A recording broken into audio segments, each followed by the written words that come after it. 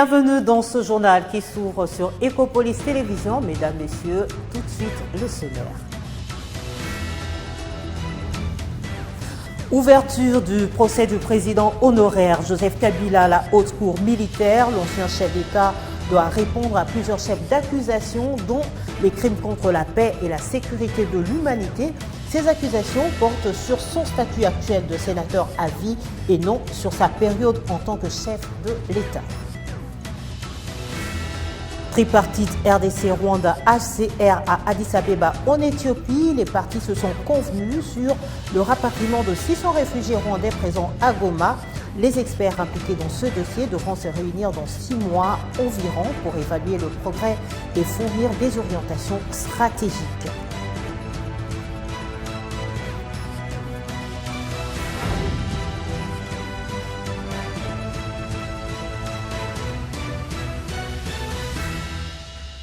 La haute cour militaire a ouvert ce vendredi 25 juillet 2025 à Kinshasa le procès de l'ancien président de la République et sénateur à vie, Joseph Kabila. Selon l'extrait de rôle de la Cour, l'auditeur général des FARDC retient contre lui une série de charges graves, dont la trahison, participation à un mouvement insurrectionnel et tant d'autres crimes encore. Ce procès très attendu intervient près de 2 mois après la levée de ses immunités parlementaires par le Sénat, faisant suite au réquisitoire de l'auditorat général des FARDC. Suivez. Les poursuites ont été lancées après des déclarations médiatiques du président Félix Tshisekedi qui a accusé son prédécesseur de complicité avec le groupe rebelle M23 soutenu par le Rwanda. D'ailleurs, la preuve, c'est que les vrais commanditaires se cachent. Et le vrai commanditaire de cette opposition, c'est mon prédécesseur, c'est Joseph Kabila. L'auditorat militaire a transmis un réquisitoire au Sénat pour solliciter la levée de l'immunité visant des crimes présumés commis dans le nord et sud Kivu en lien avec l'AFC M23. À son tour, le Sénat a voté pour la levée des immunités de l'ancien président, sénateur à vie Joseph Kabila Kabange. Le rapport final de la commission spéciale distribué aux sénateurs avant le vote a été déterminant dans cette décision. Il met en lumière des accusations graves portées par l'auditeur général près la haute cour militaire. L'auditeur général des forces armées de la République démocratique du Congo, soutenu par l'ancien ministre de la Justice Constant Mutamba, lui-même poursuivi devant la Cour de cassation, précise que les accusations portent sur le statut actuel de sénateur à vie de Joseph Kabila et non sur sa période en tant que chef d'État. Une série de charges graves est retenue contre lui. Joseph Kabila est accusé notamment de trahison, participation à un mouvement insurrectionnel, crime contre la paix et la sécurité de l'humanité, homicide intentionnel, viol, torture, déportation et apologie de crimes. Ce dossier d'accusation s'appuie également sur la présence de l'ancien chef de l'État à Goma, ville sous le contrôle de rebelles, mais aussi sur plusieurs témoignages, dont celui d'Eric Kumba, proche de Corneille Nangaa, chef de l'AFC M23, qui actuellement est en prison.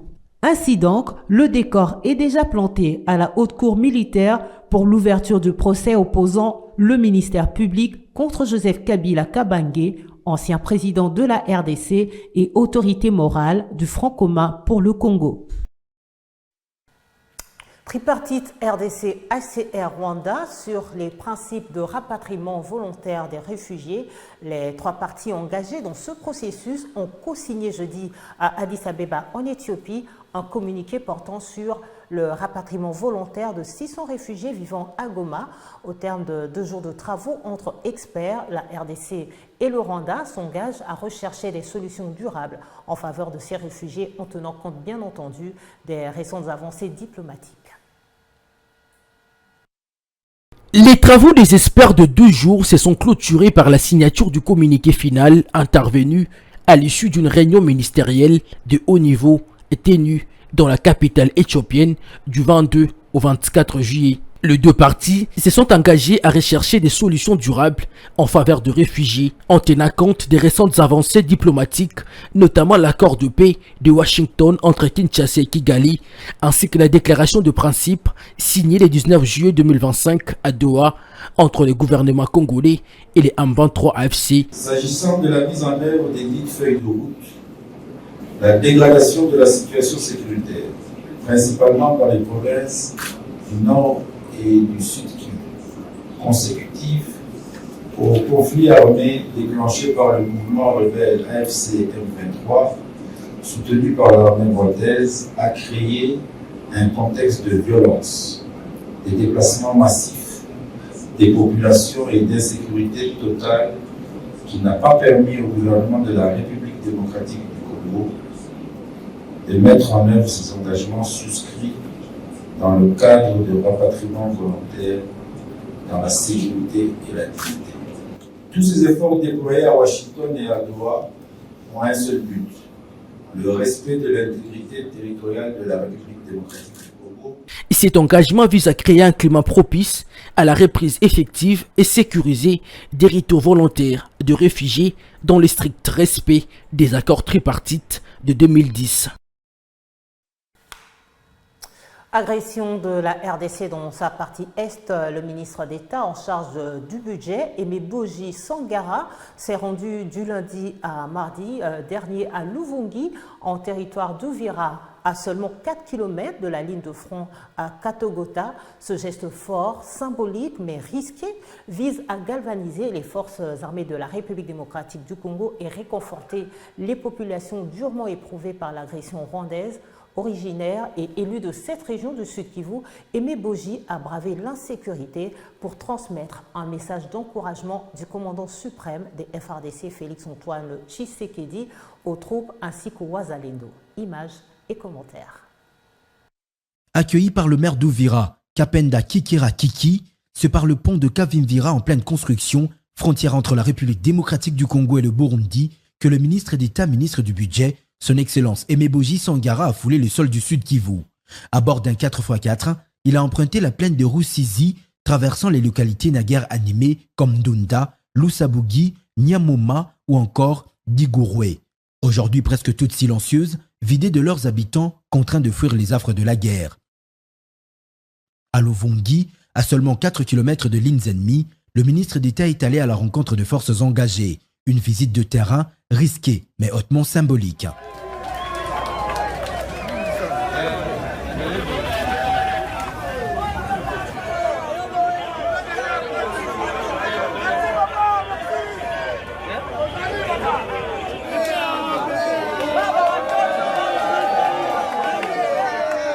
Face aux militaires et aux Wazalendo, il a transmis les salutations du commandant suprême des forces armées de la République démocratique du Congo, le président Félix-Antoine Tshisekedi Tshilombo. Un message de reconnaissance, de solidarité et de détermination à restaurer la paix coûte que coûte dans l'est du pays. Il les a appelés à rester vigilants, à éviter les discours de haine ou de division et à collaborer étroitement avec les forces armées de la République démocratique du Congo. Wazalendo, oye! Asante. Baba wa taifa anasema niwafikishie, yeye ni baba wa wakongomani wote, hana ubaguzi, hana uchaguzi, ni president de la République démocratique. Utokea ngambo za Katanga uende Equateur, uende Oriental, urudie Kwilu Kwango, yeye ni baba wa watoto wote na hawezi kubagua na hapendi tuwe na ubaguzi. Si vile? Tulinde nchi yetu, tulinde kila mtu alinde mwenzake. Si vile? Njoo muile mapendo na kutumika pamoja na muungano, njoo tutaweza kukinga na kuchunga nchi yetu. De Luvungi à Uvira, le ministre a poursuivi sa mission, traversant Bouéguera, Luberizi, Moutaroulé, Sangué, autant des lieux éprouvés par l'insécurité, mais debout dans l'espérance. À Uvira Centre, il a été reçu par le gouverneur et les autorités provinciales avant de présider un conseil de sécurité élargi aux représentants des Wazalendo. Il s'est ensuite rendu dans les principaux centres hospitaliers de la ville. À Kasenga, il a visité la banque de sang récemment dotée de 2 réfrigérateurs grâce à son intervention. Il a aussi annoncé le lancement prochain des travaux de construction de la morgue de l'hôpital, un besoin de longue date pour la ville. À l'hôpital général d'Uvira, il a rencontré les blessés de guerre, réconforté les soignants et échangé sur les besoins médicaux les plus urgents.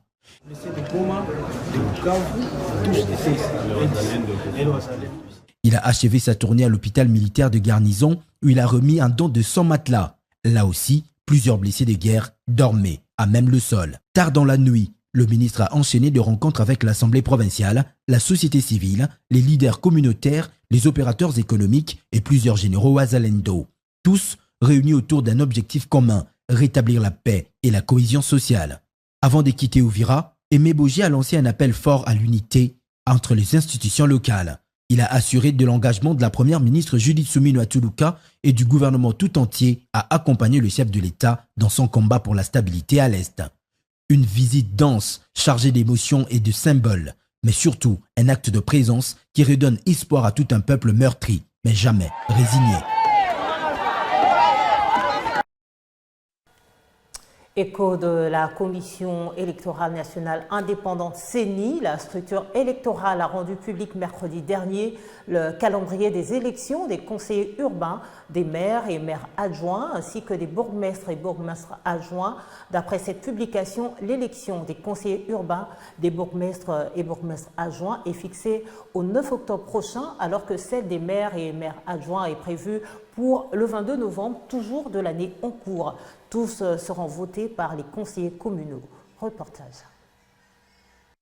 C'est un calendrier réaménagé qui annonce du 15 au 28 août 2025 la réception et le traitement des candidatures, le 24 septembre la publication définitive de la liste des candidats retenus, du 5 au 7 octobre début de la campagne électorale, suivi de l'élection à tous les niveaux et l'affichage des résultats provisoires le 9 octobre, alors que le résultat définitif intervient le 26 octobre après traitement des recours en contestation des résultats provisoires des bourgmestres et leurs adjoints. Et quant aux conseillers urbains, ils doivent attendre jusqu'au 25 octobre pour confirmer leur élection. Les maires et leurs adjoints attendront jusqu'au 13 décembre et confirmer la centrale électorale à travers Paul Mouindo, rapporteur adjoint de cette institution d'appui à la démocratie. Et ce calendrier réaffirme la détermination de la CENI d'éclore le chapitre électoral afin d'offrir aux Congolais des dirigeants élus démocratiquement en toute transparence. Parlons santé à présent. 22 nouveaux cas de choléra sont signalés précisément dans la zone de santé de Ngandajika, dans la province de Lomami. C'est ce que révèle le bulletin de la 28e semaine épidémiologique. Le rapport du ministère de la Santé précise également 2311 cas suspects, dont 97 décès. Les médecins interpellent donc la population à faire preuve de bonnes pratiques d'hygiène et un accès à l'eau potable pour éviter le choléra, cette maladie potentiellement mortelle, mais qui peut être évitée. Une létalité élevée a été rapportée dans les zones de l'Équateur, Mai-Ndombe, Kwilu et Congo central. Aussi, une hausse continue des cas dans la province de Lomami, ainsi qu'une persistance dans la région de Kivu et Tanganyika.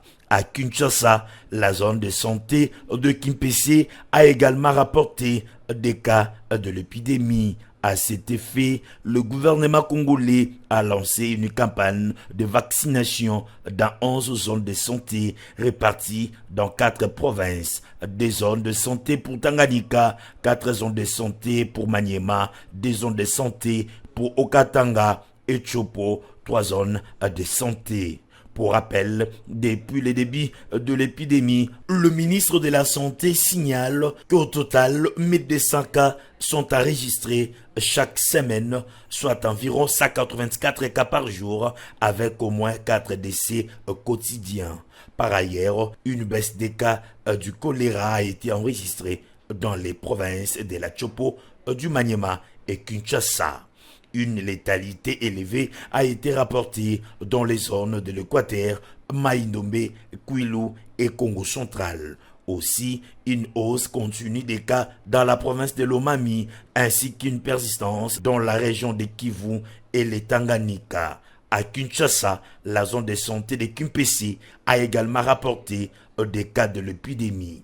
À cet effet, le gouvernement congolais a lancé une campagne de vaccination dans 11 zones de santé réparties dans 4 provinces. 2 zones de santé pour Tanganyika, 4 zones de santé pour Maniema, 2 zones de santé pour Okatanga et Chopo, 3 zones de santé. Pour rappel, depuis le début de l'année 2025, le pays a enregistré plus de 33 000 cas de choléra dans 17 provinces sur le 26 que compte la République démocratique du Congo. Partenariat RDC-Chine, l'ambassadeur de Chine en RDC, Zhao Bin, a échangé jeudi avec la ministre des Affaires sociales, Nathalie Aziza Mounana. Les discussions ont porté essentiellement sur l'appui ciblé de la Chine en faveur des enfants déplacés internes, en particulier ceux dont les parents sont policiers ou militaires. Le plaidoyer de la patronne de l'humanitaire a mis un accent particulier sur la fourniture de kits scolaires et d'autres fournitures classiques, initiative humanitaire saluée par l'ambassadeur Zhao Bin. Suivez. Jeudi 24 juillet 2025, la ministre des Affaires sociales, Action humanitaire, Solidarité nationale, Nathalie Aziza Mounana, a reçu dans son cabinet de travail Zhao Bin, ambassadeur de la République populaire de Chine en RDC. Les échanges ont porté sur un projet de coopération humanitaire initié par la Chine en faveur des populations congolaises vulnérables, notamment celles de l'Est de la RDC durement affectées par les conflits armés. Surnommée affectueusement la mère de tous, la ministre Nathalie Aziza Mounana a salué l'engagement de la Chine aux côtés du peuple congolais. Elle en a profité pour plaider en faveur d'un appui ciblé à l'endroit des enfants déplacés internes, en particulier des enfants des policiers et militaires, en vue de leur retour à l'école. Son plaidoyer a mis l'accent sur la fourniture des kits scolaires et autres objets classiques nécessaires à la rentrée. En réponse, l'ambassadeur Zhao Bin a exprimé sa satisfaction quant à cette initiative humanitaire et a réaffirmé la volonté de la Chine d'accompagner la RDC à travers des actions concrètes. En fait, j'ai eu tout à l'heure une séance de travail très efficace avec Madame la ministre pour discuter de la mise en œuvre d'un projet d'aide humanitaire sous forme d'entrée alimentaire et d'espèces. À l'issue de la rencontre, je suis convaincu qu'avec les efforts conjoints de part et d'autre, ce projet, ces matériaux pourraient vite se mettre au bénéfice du peuple congolais, notamment la population de l'Est du Congo souffrant du feu de guerre. Donc l'ambassade de Chine et la Chine en général, on va bien sûr être disposés à les soutenir sous diverses formes qui conviennent de parties. Cette rencontre devra diligenter la procédure au bénéfice des vulnérables et s'inscrit dans la droite ligne de la mise en œuvre du programme du gouvernement conduit par la première ministre Judith Suminwa et dans la vision du chef de l'État Félix-Antoine Tshisekedi Tshilombo. Et Nathalie Aziza Mounana poursuit avec détermination sa mission au service des vulnérables pour un développement inclusif et solidaire. Autre chose à présent, lutte contre les cadavres automobiles sur les artères principales de la ville capitale. Le commandant ville de la police nationale, le commissaire divisionnaire Israël Kantou Bankoulou, a parcouru mercredi dernier le boulevard Lumumba dans l'optique de dégager les véhicules abandonnés le long de la chaussée à la grande satisfaction de la population. Images et commentaires. Les Kinois souffrent de embouteillages, mais ils sont eux-mêmes parfois leurs responsables. La preuve, ces nombreuses épaves abandonnées impunément sur certaines artères de la ville. C'est le cas du boulevard Lumumba, à la hauteur de l'église Shekina, envahi par une centaine de cadavres automobiles. Une situation que le commissaire provincial de la police de Kinshasa, le commissaire divisionnaire Israël Kantou Bankoulou, n'a pas toléré. Ce mercredi 23 juillet, il a supervisé l'opération d'évacuation de ces engins qui obstruaient la voie sur cette route d'importance capitale pour la ville. Le commandant de la ville et les Kinois qui ont assisté à cette opération ont dit leur déception de constater que les lieux étaient devenus une décharge publique servant de toilette publique pour certains passagers. Malgré l'odeur nauséabonde, le général et ses équipes ont nettoyé ces lieux pour y faciliter la fluidité de la circulation. L'opération devra être étendue sur d'autres artères de la ville. Ce n'est pas l'endroit approprié pour mettre ces histoires-là. Si les paquets associés, mais ils ont les endroits. Soit il y a l'intérêt ici, mais si la chaussée pouvoir laisser la chaussée. Vous êtes aussi les chaussées, maintenant, la cause de quartier. Là, il y a un piéton au Kandi.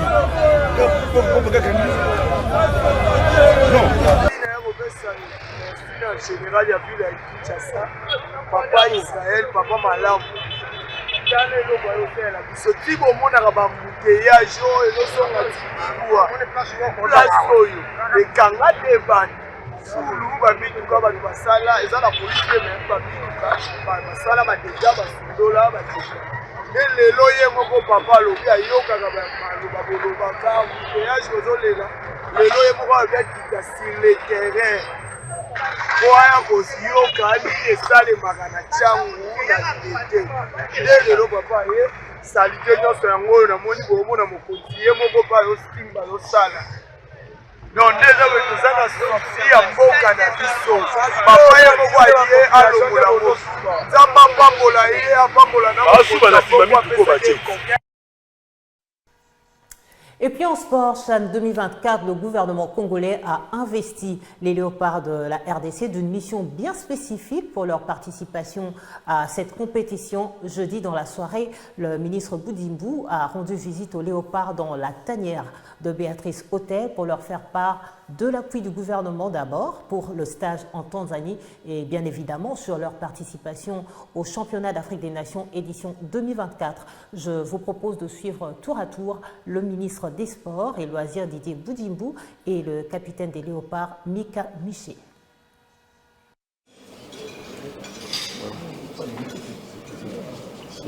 Pour nous défendre. Donc voilà.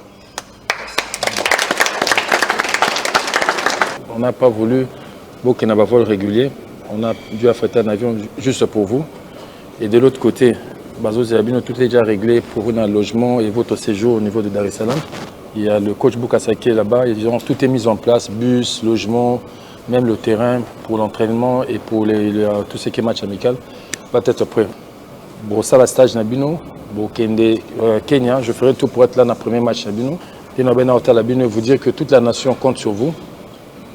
Tous les Congolais seront derrière vous. Faites la fierté de ce pays. Et surtout, du point de vue Bandeko Nabiso qui sont en train de souffrir, là où l'agresseur Nabiso, Koura au Kanganet, Nagoma Nabukavu, victoire Nabino et qu'on fait vibrer Bango, et qu'on paie sa Bango et Sengomingi, alors nous comptons énormément sur vous. Et sachez que le gouvernement ne va pas vous abandonner. Le gouvernement va vous accompagner jusqu'au bout. Et tout ce qui doit être fait pour vous le sera. Et ça, je vous donne ma parole, on sera derrière jusqu'au bout. C'est que tout le monde a des droits de travail, dans l'effort que ça pour la mission. Quand c'est tout le résultat est bien à boca.